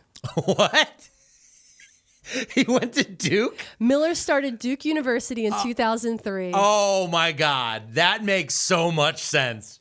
Honestly, can I say something real fast? I just want to say something. This is the perfect match made in hell. Yeah. Fuck Duke. Fuck. You guys don't know. Magistra, my mom, went to University of North Carolina. That's where she met my dad. Tar Heel family over here. I'm a Tar Heel born. I'm a Tar Heel bred. And when I die, I'm a Tar Heel dead because it's rah-rah Carolina, rah-rah Carolina. But I just want to just sit in this for a minute because they are. I don't know if you know this. It's the Duke is the Blue Devils. Oh, okay. They're literally devils. Yeah. It's a private school. Yeah. And they're all scum. Yeah. And yeah. I mean, yeah, they do some good doctors. Like their medical stuff's fine. Oh, the one doctor from Community. Ken Jeong. He went to both. He went to Duke and UNC. So heated rivalry my entire life. I was raised. To the point where someone actually asked my mom what would happen because I applied to the University of North Carolina, didn't get in. Yeah. And someone asked, well, what if he applied to Duke and he got in? And my mom looked at him dead in the face and she would say, well, if he accepted it, I don't have a son. Wow. Yeah. And that's just like one of those things there. But the fact that he went to Duke is so goddamn evil. Yeah. It's so fucking evil. Oh I my heard God. that everybody went to Duke is ugly. Wow. Wow. But I enough don't know about if that's Katie true. Miller. Oh, I don't think she went there. She went to like Florida. She's Oh, it from doesn't Florida. matter. I don't care. She's got Duke face. Whoa. Oh, God. Okay, so as a freshman at Duke. Real fast. If you are a member of our Patreon and you Went to or Duke. went to We're Duke, just kidding. This isn't about you. I'm not kidding. I want you to unsubscribe. No. I want you to Stop unsubscribe it. from the podcast. Stop it right now. And then someone else who is a good person who went to University of North Carolina or one of the other many great schools out there, please join us at pearlmania500.net. Become a team lead today and get ad-free access to our shows. All right, keep going. Okay, as a freshman at Duke, according to a biographer who wrote a book about him, Miller left garbage strewn across the floor of his dorm after he missed the trash can all the fucking time. And when other students asked him if he was going to pick it up, Miller said, "What hellhole are you from? We have people here for that." The common room got so messy that students were temporarily banned from it. And when they received notice from the school about cleaning up the room, Miller wrote a 2-page response blaming the janitors. That's so fucking... So he's literally over here going, Kobe, and it's just missing. Yeah. He's just... Katie Miller, you have had sex with a man who cannot even get it into a trash can. I bet there's Wait, piss that everywhere. makes you the trash can. Oh. Katie? Oh, Jesus. Wow. Also, I checked out your view count on your pod. It's not doing well. We regularly do better than your pod all the time, Katie. Regularly. We don't have to bring Elon Musk on to pop a rating. We just stay consistent with both our morals and our view count. Nice. Okay, so you blame the janitors. In 2004, outraged at Duke's decision to schedule a Palestine Solidarity Movement conference, Miller founded the university's chapter of Horowitz's Students for Academic Freedom and rallied students to oppose the conference. The following year, he was the author of a column in the Duke Chronicle, the newspaper, and he titled his column Miller Time. Okay, there's a lot to unpack there. So he's a rabid Zionist who wants to silence people from their free speech. Yep. For speaking out against the suppression of Palestinians through the American foreign policy. Yep. He hates his fellow students. Yeah. And then on top of all of that, he did copyright infringement for a beer brand for his stupid fucking column, and then he called it Miller Time. Yeah. I just want to let you know, Steve, Miller Time has given me diarrhea many times. Miller Time ruined 2003 for me. 2003? But this is like 2004, so Yeah. same. Yeah, you're a piece of shit. Yeah. Oh, we've No, covered it's that. been established the entire time. Yeah. His combative debate strategy in the column earned Miller a reputation at the school as being the fucking worst. Yeah, 100%. Yeah, the being fucking worst. Yeah. They use different language, but that's what it is. Yeah, got it. People Got it. read this and were like, that guy sucks. That guy sucks. Yeah. I bet he was wearing a bow tie at that point. He feels like a bow tie kid. Oh, God. No, but he's just emotionally a No, bow tie. he was dressed differently. I'll get into it later. Okay. Miller invites Horowitz to come speak at Duke, who in turn named Stephan Miller to lead the Terrorism Awareness Project, an initiative that conflated Muslims and Arabs with terrorists. Yeah, of course. And Stephan Miller was then appeared on Fox and Friends to promote that effort. Yes.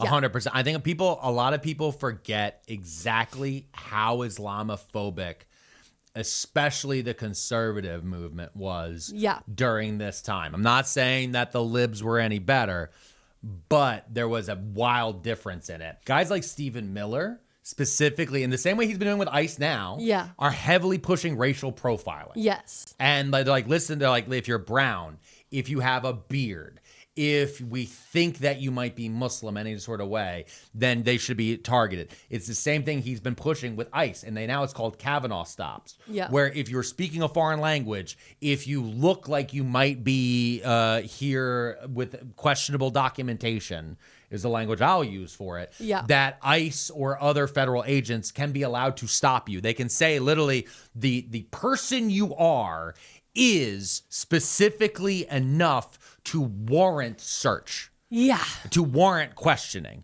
When before, we've always been a nation of, no, the cops have to have a reason. Oh, I think that man over there committed a crime. Well, what proof do you have that you think he committed a crime? Well, he's standing in the street holding a gun and wearing a mask. Well, sorry, buddy, that means he's an ICE agent now. Yeah. Like, that's where we are with it. Yeah. And that's because of fuckheads like Stephen Miller. Yes. Yeah. Okay. Now, this next sentence I'm going to read is directly from Wikipedia. This is not how I described it. Okay. In the aftermath of the Duke Lacrosse rape hoax.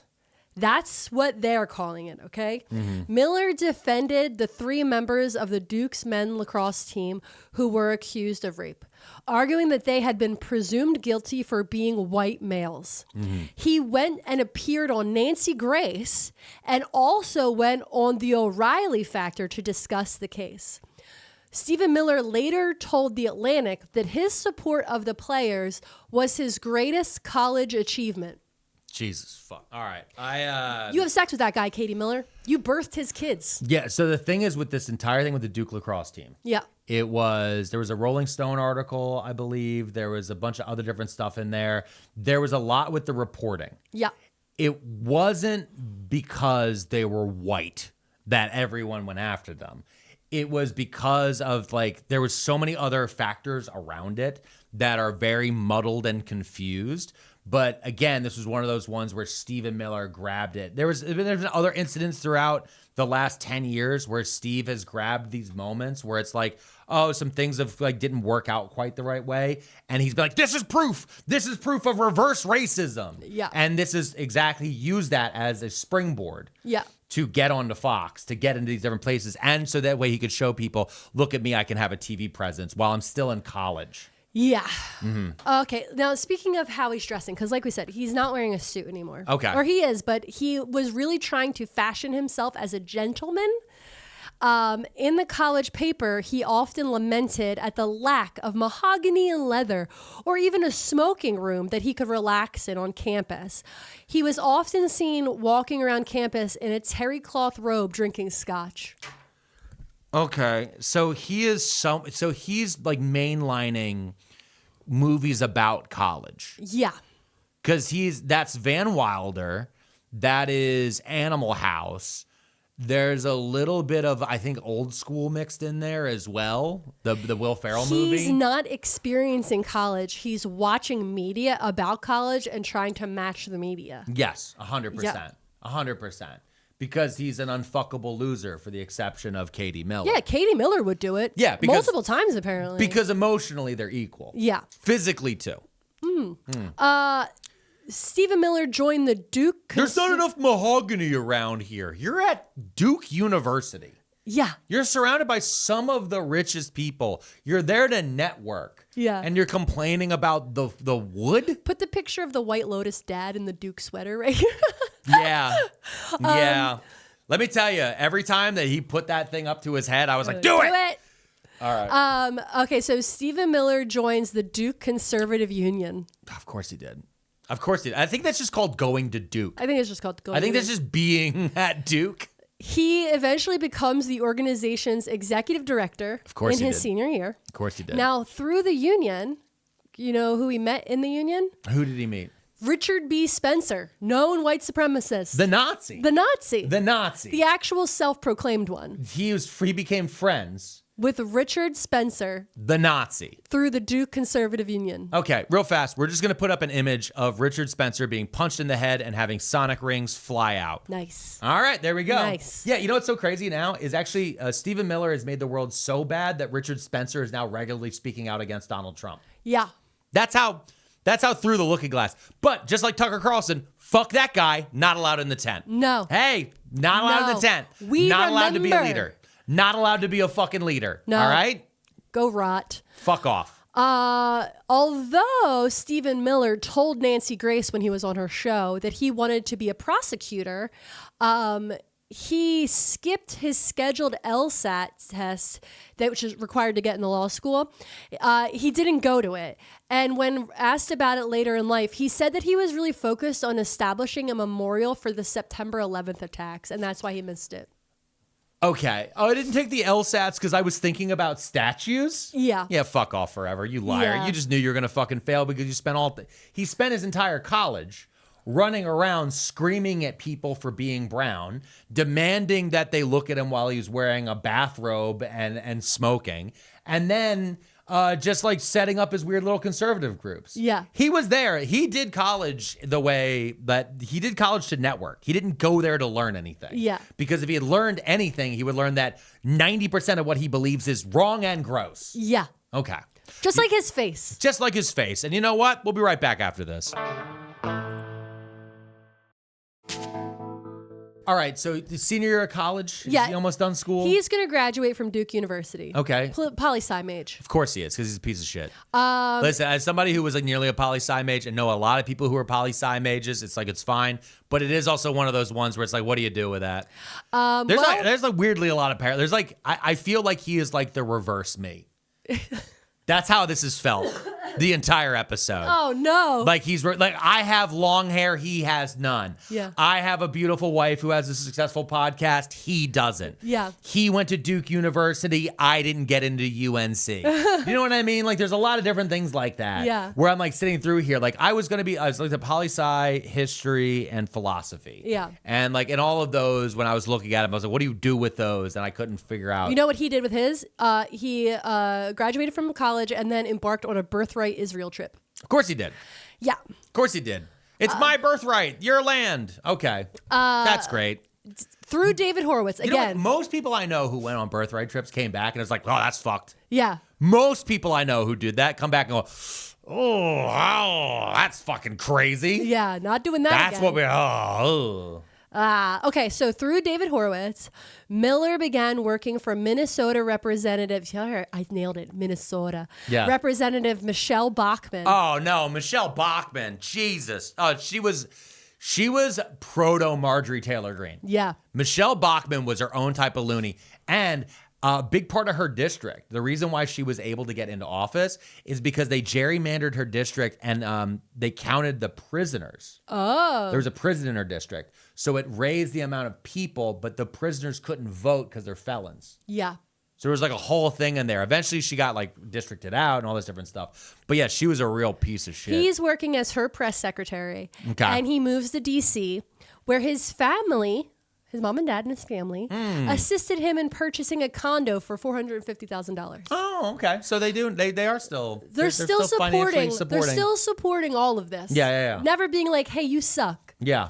And this is in 2000. What, like 2009-ish? 9. All right. Yeah. So 2009, he spends $450,000 on a condo, which is as home prices crashed. Yeah. So they have a lot of money. Yeah. They have a lot of money to be able to buy a $450,000 condo in DC in 2009. Yeah. That is probably $1 million condo today. Yeah. Just from thinking about prices. Because if you watch and look at like, if you go to Zillow and look at the chart, it goes like big dip there. And then it like kind of flatlines for a bit, starts slowly going up. And then it spikes in 2020.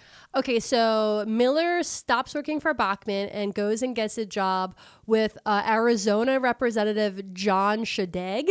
And with John Shadegg, he participated in the Tea Party protest against Barack Obama. Yeah. Okay. So he's in the early Tea Party, which was a basically a sock puppet that was put together. Of this is where you get the people holding up signs, being like, "Keep your government hands off my Medicare." Yeah. That level of stuff. But The government distributes Medicare. Yeah, they don't know that. They're The fucking government, who do you think who does They're- the Medicare? I want you to It's know the something. government. MAGA people are stupid. Yeah, I know. And They're also very evil. dumb. We can't just let them go off with just being dumb. Yeah. Because I had a conversation with the guy at the hotel the other day. Yeah. Because we were talking about something and we shouldn't have been talking about while he was on the clock because we were Yeah. just yelling about politics loudly. Yeah. And I was like, I love this for us. But I was like, I'm tired of hearing that, oh, they're just dumb and they didn't know and now they're coming around. They voted for a bomb. They voted to explode the country to hurt everyone. They said, we fucking hate all of you. We're going to blow you up. We hate you. That's what they voted for. They knowingly voted for a bomb. And now they're mad that they're getting hit with shrapnel. Yeah. Fuck you. Bleed out. All right. Okay. So then he leaves that job in You Arizona. are really sexy. He I just want you to know. All right. He leaves that job in Arizona for the Arizona guy because he's still in D.C. And he begins working for Alabama Senator Jeff Sessions. Jeff Beauregard Sessions. Jeff Sessions. Jeff Beauregard Sessions. Little guy. Little racist guy. Yeah. That's so funny. He is that's a who's who. So he went to Michele Bachmann. David Horowitz sits there with Michele Bachmann, Minnesota, right? Which also, and then you can see some of the targeting he's done at Minnesota over the years. So he goes to Minnesota. Then he's down to Arizona because border stuff. Yeah. That's what that part. And then going to Alabama to Jeff Beauregard Sessions. Yeah. That's just because he wants to taste of that classic racism. One of his things is he sought out to legitimize his criticisms of immigration, and he wanted to get a larger audience. So he formed a lot of relationships while he was working for Sessions with anti-immigration organizations, including the Center for Immigration Studies, the Federation for American Immigration Reform, and what's something called Numbers USA. Yeah, I don't like that name of that last one. That's terrifying. No, that sounds bad. Yeah. While working for Sessions, he also met Steve Bannon and Andrew Breitbart. Both men recognized Miller from his time on the Larry Elder Show. They were like, oh, we remember you. We heard you when you were in high school talking on Larry Elder. Can you fucking imagine the dork level of being Andrew Breitbart and Steve Bannon and being like, oh yeah, I remember listening to this high school dork talk on a news radio show and being like, I'll remember that name. Losers. I can't get over this. Also, throw up the image of Steve Bannon, one of the ugliest people on fucking earth. Oh, I bet Katie Miller thinks he's hot. Yeah. Because she's blind, apparently. And Andrew Breitbart, dead. Yay! Hey! High five. Yeah. Yeah. Stay dead, you fucking loser. Rot. And yeah, Andrew Breitbart, a few people point out that Andrew Breitbart would not like what Steve Bannon did with his name through Breitbart, which is a massive disinformation and misinformation operation that Steve Bannon used alongside people like Milo Yiannopoulos and Stephen Miller to after they learned all these different tricks from Gamergate on how to play with people's brains. Yeah, Steve Miller worked to influence the editorial coverage of Breitbart News. He would send editors links to white supremacist online-only magazine, American Renaissance, and he often, it was often said that he helped legitimize Breitbart's language through his influence. Yeah, so what he did was, he's like, hey guys, there's a market for being a Nazi. Yeah. That's what he's doing. Yeah. Stephen Miller is subscribing to Nazi websites and white supremacist websites. And then he's going, hey, you can go harder. Yeah. Because you guys are sounding a lot like Mitt Romney. Yeah. You guys are sounding a lot like John McCain. We don't want that. I want you to sound like Adolf Hitler. Yeah. That's what he's doing. And because he's, again, part of it too is with all these different things is you can convince a company when all they care about is bottom lines and numbers, when they're looking at analytics, you can convince them for a bit to care about gay rights. Because you say, hey, gay people have a market and they have money. You can convince them to care about Black History Month. Hey, black people have money and there's a market. Yeah. All these different things. But you can also, using that same logic, convince them that Nazis have a market. And if you're willing to throw out gay people, black people, immigrants, all these other different groups, and say we're just going to work on the Nazi market, you can argue, which is what Stephen Miller did, that you don't need to. Because there was a movement after 2012, specifically, after Mitt Romney lost to Barack Obama, where they said we need a kinder, gentler Republican Party. Yeah. We need to lean away from our white supremacist dog whistles. Okay. We need to bring in Latinos specifically. We need to bring in black people. And that was what the autopsy report was after the 2012. Well, let me just read this real quick. Sure, go ahead. As a communications aide for Jeff Sessions of Alabama, he was working with Republican leaders, and Republican leaders had concluded from Mitt Romney's loss in 2012 that the party needed to court Latino voters. Miller took the opposite view, deciding that the path to victory lay in further demonizing immigrants to win over white working class voters. Miller devoted himself to studying the intricacies of immigration law to find ways to help sink all bipartisan efforts on immigration. So he he decided, again, he did not go to law school. No. He just was like, I'm going to learn everything I can while working with Jeff fucking Sessions. Yeah. And go against what the RNC was saying at the time, like you were just saying. Well, and what he learned was he could go and read into the bills and say things like they're going to give them free money and they're not going to give you free money. Yeah. They're going to give them help over these things. Oh, wait, no. And he'll use language. He does it all the time. And until Trump came to power the second time. Oh, no, it's not that we hate all immigrants. We just hate illegal immigrants. Yeah. They're cutting the line. If we were to go even though this is exactly what actually Ronald Reagan did, we're giving amnesty to a bunch of different people because the system got so backlogged. There was a bill for Biden, a bipartisan bill that got sunk by Steve Miller and Donald Trump because they actually had that they figured out bipartisanly how to handle the immigration issues that were happening in the 2020s post-COVID, and back in 2020 through 24. There were deaths in 2013. Obama pushed on that really, really hard. There were also times when George W. Bush said that we needed to fix our broken immigration system because our immigration system is broken. Yeah. But now, with Stephen Miller in the White House, the only immigrants that we're letting come in as refugees are white South Africans, like Elon Musk. Because Katie Miller needs to have sex with someone while Steve Miller allegedly sits in a chair in the corner. Allegedly. So this I've is a heard. Joke. It's a joke. It's a comedy podcast. In June 2015, failed businessman, I might add, Donald Trump declares his candidacy for the 2016 presidential election. Trump's views on race interested Miller. I wonder why. Yeah. Yeah, that's because his opening sentence, Trump opened his campaign by saying that Mexicans specifically were criminals and rapists. And Steve Miller's giant, outsized, ugly ears perked up. Yep. And the wrinkles in his forehead went down, just like Randall from the show Recess. Yep. Miller was particularly invested in defeating Rubio, son of Cuban immigrants and a member of the Gang of Eight, who was running for president.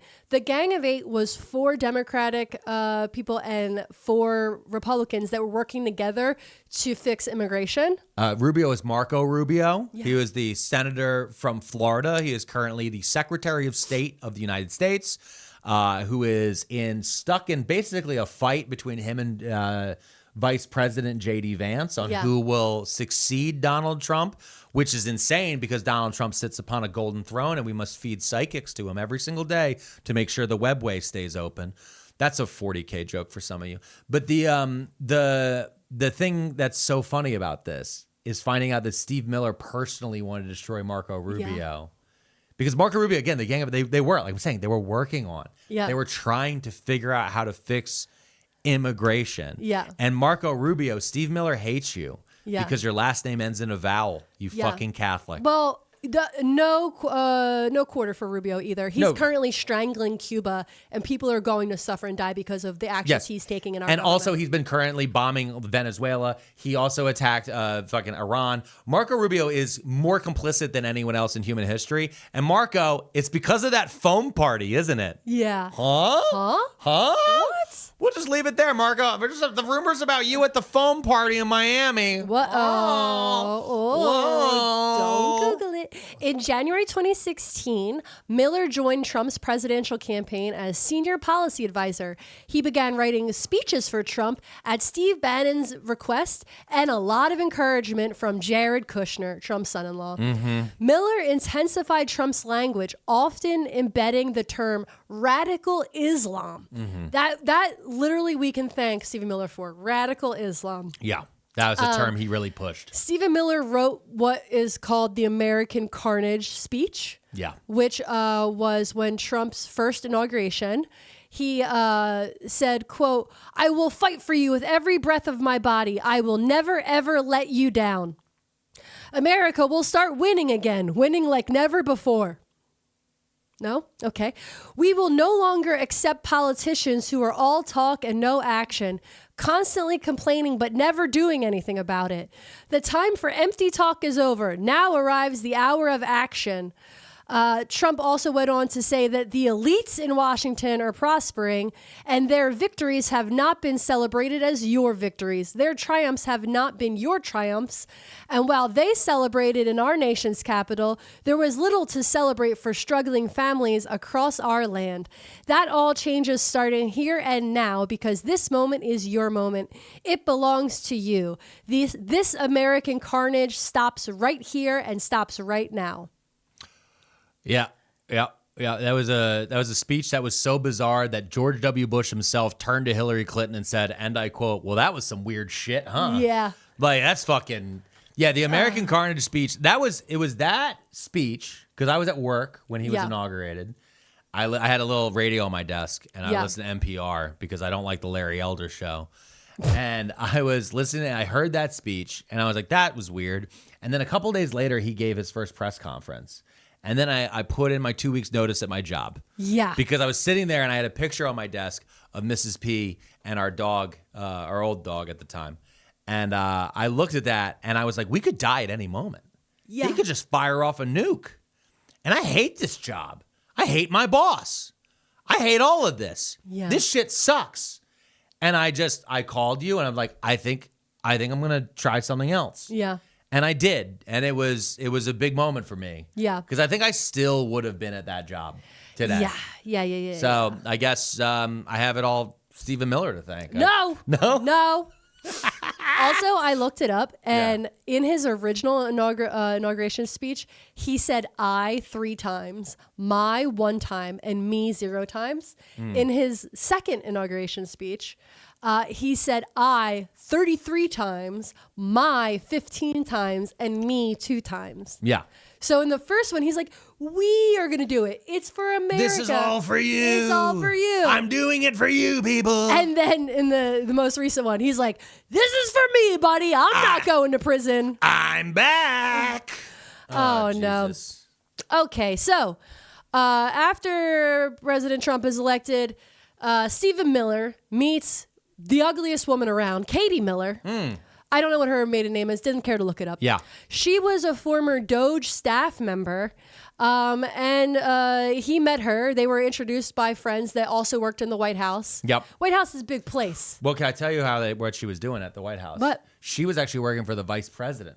Oh, okay. She was the vice president's communication director. Got it. When Stephan Miller sent all those people to go attack the vice president on January 6th. Right. Yeah. Right. But they got married before that. Right. So Yeah. she didn't know that was going to happen. Yeah, she probably did. She just Don't didn't give check a the shit. phone records. She's on his parents' plan. Exactly. Great. Yeah. They had 3 kids because she had sex with the ugliest guy in America Yep. at least 3 times. And We don't know that. Well, what's her podcast have on Apple? I looked it up. It had 2.6 stars. We're at 4.9 because one guy got real mad at me for talking shit on Gamergate, and he came in and review bombed us. Yeah. But we actually have for she's been Which is literally just proves the point of everything you said about Gamergate. yes. Review bombing our podcast how many years later about your opinions on Gamergate, and then writing all of that in the comments proves that you were right about the people of Gamergate. Yes, I know. But anyway, Katie Miller sucks. I've looked in because what she does the interview podcast. Yeah. And so the ones that she's had that have done well, like got 250,000 plus and those things, are when she like interviews like JD Vance or the Elon Musk one that she did in 4 months ago. That got a lot of views because again, Elon Musk's name is an SEO driver. Yeah. So like with the title of this one, like we could call it Elon Musk's cuck. Yeah. Like that's what we could call it. We probably can't. The ugliest man in America? No, I think I was going to go with Birth of a Monster. Oh, that's a good one. Yeah, Birth of a Monster, the Stephan Miller story. Do you know who Dan Burrows is? Dan, the name sounds familiar. You should look it up. Okay. I'll look up Dan Burrows. That's in relation to Stephan Miller? No, I would never say that. Oh, okay. Well, this has been a fun episode of Too Many Tabs. Thank you guys so much for joining us. Make sure you like, subscribe, comment, follow us everywhere, and always join us on Patreon at PearlMania500.net.